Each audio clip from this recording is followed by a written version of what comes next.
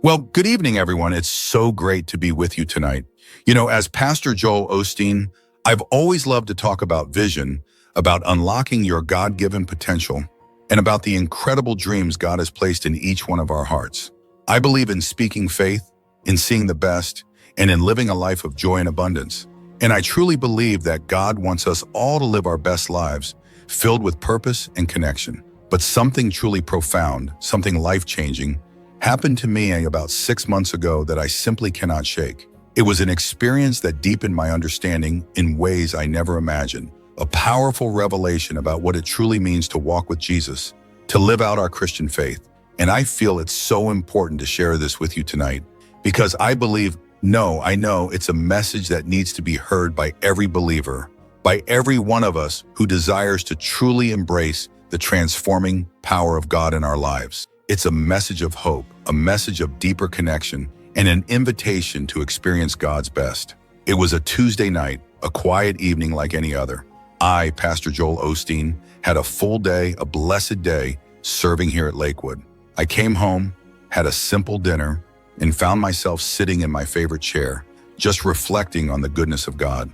When I finally went to bed, I drifted into a deep, peaceful sleep, the kind where you feel truly rested and refreshed.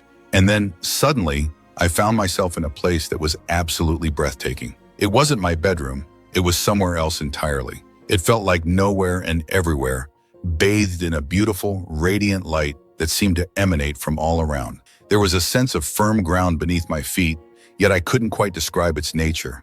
It was simply glorious. And there, standing before me, was a man. Now, I, Joel Osteen, have had many powerful encounters in prayer and meditation, but this was unlike anything I'd ever experienced. I knew with absolute certainty instantly, without a shadow of a doubt, who this man was. It was Jesus, not the soft, gentle image we often see, but a figure of immense strength with an incredible presence, and eyes that held such love and wisdom, they seemed to look right through me into the very depths of my soul. When he looked at me, Pastor Joel, I felt completely transparent, completely open. Not physically, of course, but in every significant way. It was as if every thought, every action, every hidden part of me was fully known to him. And you know what? There was no fear, only a profound sense of awe and gentle conviction. "Joel," he said, and his voice, though quiet, filled that entire beautiful space with a comforting power.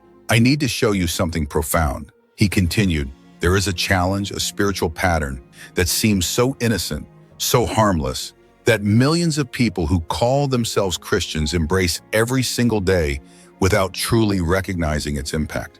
And this pattern, this quiet, seemingly acceptable way of living, can create a distance between them and me. It can prevent their hearts from truly being soft and receptive to my spirit. And if they don't shift from this way, they could miss out on the incredible fullness of the kingdom I have for them." Now I stood there thinking, Lord, what could this be? Something that looks innocent, but has such a profound effect. And Jesus raised his hand, and suddenly I began to see things. It wasn't like watching a movie, it was like experiencing life from within, seeing through the eyes of people I didn't know, feeling what they felt. I saw a wonderful woman in church, always there, Bible in hand, singing the hymns, taking notes. She knew scripture, she could quote it beautifully. She shared her faith with friends. But then I saw her at home. I saw her with her family, and what I witnessed was a kind of gentle detachment. Her husband would try to talk about something close to his heart, and she'd be half listening, perhaps distracted by her phone. Her teenage daughter would come to her with a deeply personal problem, something truly bothering her, and this devoted church-going woman would quickly offer a well-intentioned Bible verse, sending her daughter away, never truly pausing to listen, never truly seeing the pain in her daughter's eyes. She prayed before meals, she read devotionals, but a deep, real, self-sacrificing love for the people right there in her own home, that seemed to be overshadowed. Then I saw a man, a respected leader in his church, known in his community. He was a faithful giver, serving on committees. He held strong, sincere beliefs and was passionate about sharing them. He could clearly articulate points of doctrine, but I watched him at work and I saw him sometimes overlooking the contributions of those beneath him. I watched him drive past a homeless man every single day on his way to church, the same man in the same spot, and never once did he stop. Never once did he seem to truly connect with him as a fellow human being. I watched him in church meetings, and what I perceived was a deep desire to be right, sometimes overshadowing a spirit of loving collaboration. He seemed more focused on winning a point than truly connecting with hearts. Jesus showed me scene after scene like this, dozens, perhaps hundreds. I saw believers who were incredibly disciplined about avoiding certain actions. They wouldn't engage in gossip. They wouldn't use harsh words, but then they might subtly spread rumors or find satisfaction in the struggles of others. I saw Christians who could beautifully preach about God's amazing grace, but then perhaps struggled to extend that same grace to their own children, demanding perfection while excusing their own imperfections. I saw people who were incredibly generous with their finances, but perhaps reserved with their time. They would write a generous check to a charity, but might not sit with someone who was deeply lonely. I saw Christians who faithfully worshiped on Sunday, but spent the rest of their week entirely focused on their own ambitions, building their own empires, seeking their own recognition, and somehow they genuinely believed they were doing it all for God.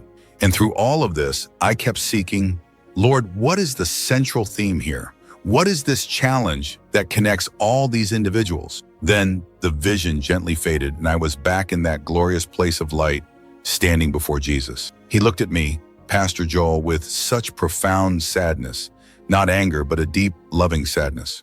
Do you see it? He asked. I shook my head, feeling humbled. Lord, I see so much. I see people who say they follow you, but whose lives don't always reflect it. I see moments of inconsistency, moments where self seems to take precedence. But what is the core issue? What is this pattern that appears so innocent? And Jesus said something I, Joel Osteen, will carry in my heart forever. The pattern is this, he began. They have learned to imitate godliness without truly allowing me to transform their hearts from the inside out.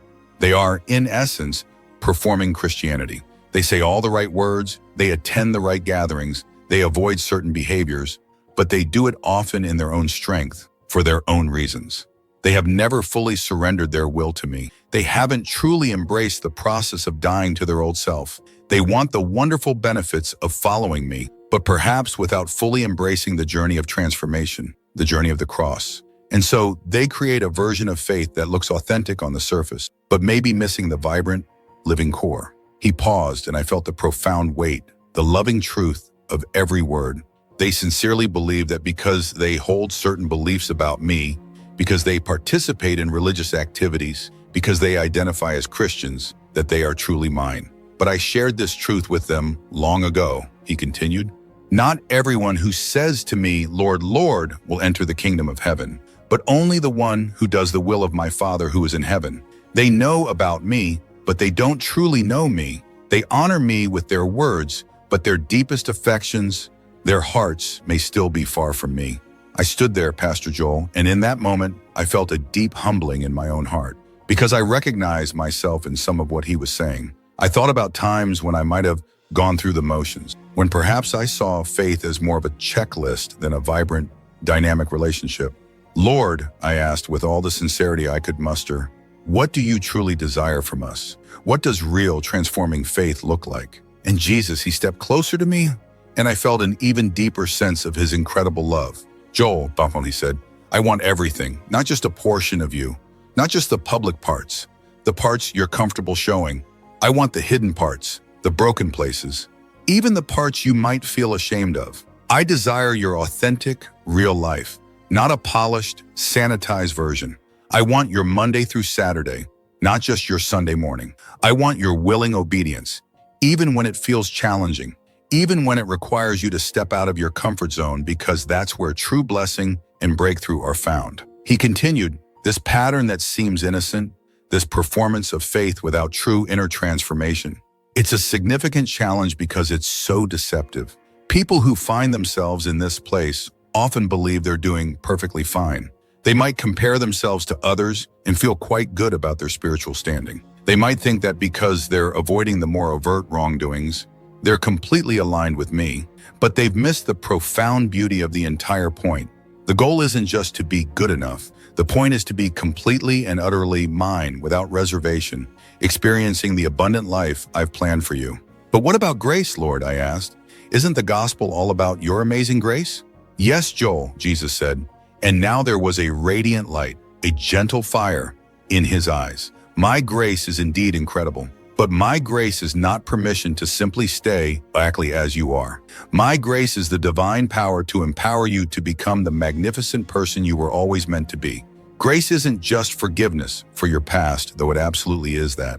Grace is my active presence, my transforming power working within you, changing you from the inside out. But you have to genuinely desire it. You have to willingly surrender to it. You cannot simply perform your way into the fullness of my kingdom. You cannot pretend your way into a deep, intimate relationship with me. Then he showed me something else, something truly inspiring. He showed me people who had embraced genuine faith, and the difference was absolutely radiant. These weren't perfect people, no. They had their struggles, they faced setbacks, they stumbled sometimes, but there was a foundational difference in their spirit.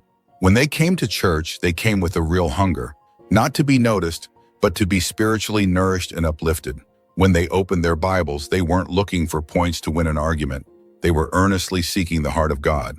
When they served, it often required effort and sacrifice. And they did it with joy and an open heart. When they loved, it was authentic, compassionate, and truly sacrificial. The key difference for these individuals was surrender. They had reached a point where they stopped trying to manage every aspect of their own lives, stopped striving to be good enough in their own strength, and they had genuinely given their all to Jesus. And in return, he was beautifully transforming them. Not instantly, not flawlessly, but profoundly and authentically. I saw a man who had once been entirely consumed with building his business empire.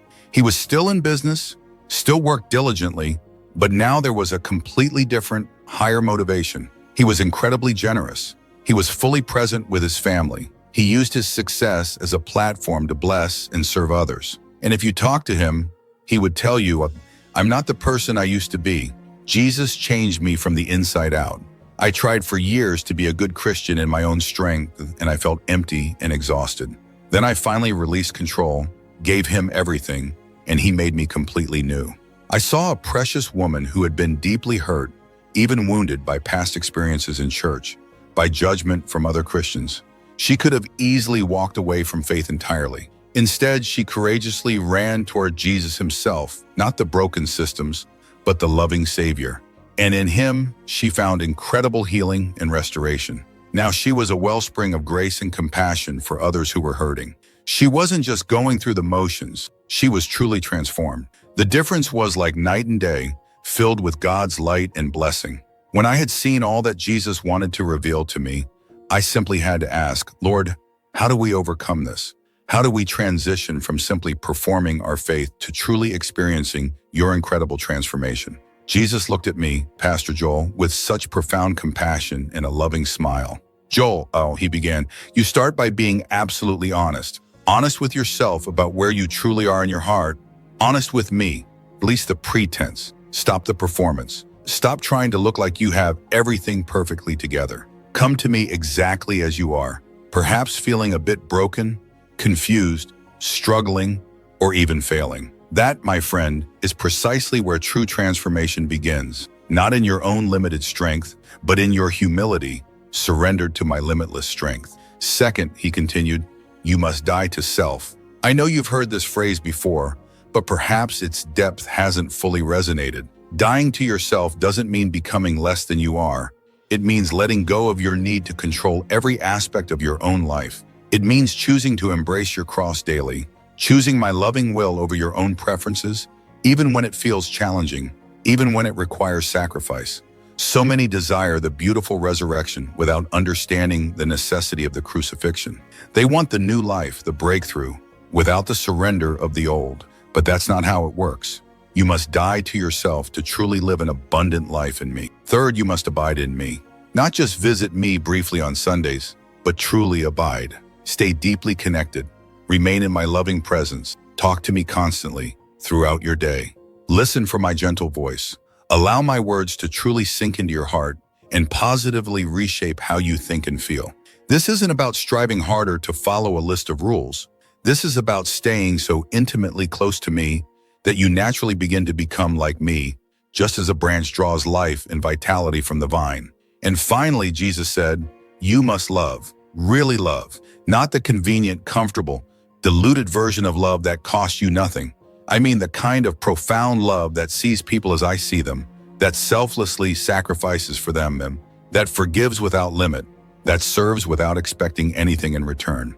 Love is not merely a fleeting feeling, Joel. It is a powerful decision, a deep commitment, a courageous action, and it is the most beautiful proof that you truly know me, because God is love, and whoever lives in love lives in God, and God lives in them. He gently placed his hand on my shoulder, and I felt a surge of incredible peace and empowering energy flow through me. The believers who are missing out, who sincerely believe they're doing fine but are experiencing a distance from me, he continued, they've often made their faith about themselves, about their comfort, their personal preferences, their reputation, their own perception of righteousness. But true, vibrant Christianity has always been about one glorious thing: me, knowing me, loving me, and faithfully following me. Every other blessing, every other breakthrough flows from that deep connection. I so yearned to stay in that sacred place, to ask 1,000 more questions, but I felt myself gently being drawn back to my own world, back to my own bed. The last powerful words I heard Jesus say were these: Joel, tell them what you have seen. Tell them that this season is precious. In my grace and patience, though boundless, invite them to respond now. Tell them that I love them far too much to let them remain where they are, when I have so much more for them. Tell them to release the performance and embrace true surrender. Tell them the door to an abundant life is still wide open, but they must choose to walk through it, not just with their words, but with their whole lives, with a transformed heart. And then I woke up. I was back in my bed, the beautiful dawn light streaming through my window. I, Pastor Joel Osteen, was deeply moved, a quiet reverence settling over me. I got up, and right there on the floor, I fell to my knees, and I prayed with a depth and sincerity I hadn't experienced in years, perhaps ever. I released the need to perform. I let go of any pretense. I simply poured out my heart to Jesus, sharing the honest truth about where I was, about who I was, and about how much I truly, desperately needed him. And in that sacred morning, something profound opened up within me, something I can't fully explain, but I can tell you I am different now. I'm still Joel, still learning and growing every day, still figuring things out, but there's a new spirit, a new understanding within me. I look at people differently. I see them through the eyes of Jesus, as precious souls with incredible potential, who need his love and grace in every moment. I look at my life differently.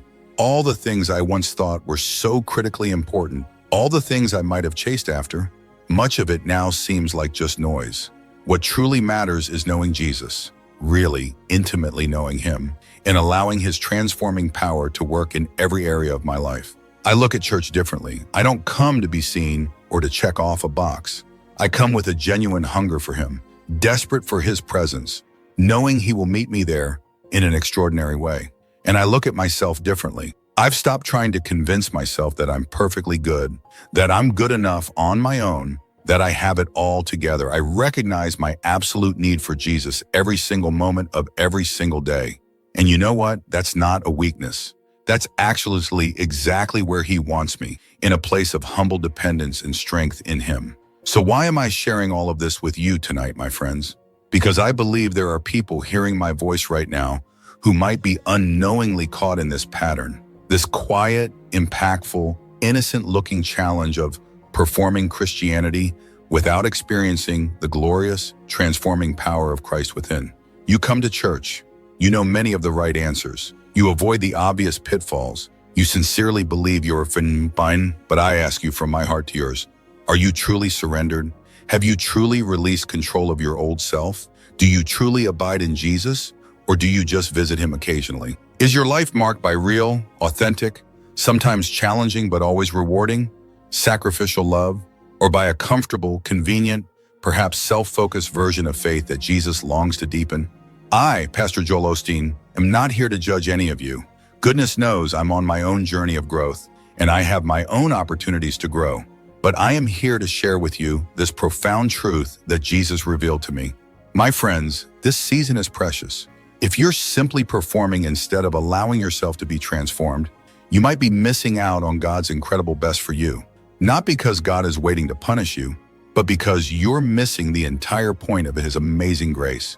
You're settling for a less than vibrant version of faith, when the real thing, the transformative, life-changing, soul-satisfying reality of knowing Jesus is fully available to you right now. So I encourage you, stop the performance, embrace true surrender, release the old self to truly live, abide in him, love with his boundless love. That's what Jesus powerfully impressed upon my heart. That's what I'm sharing with you tonight.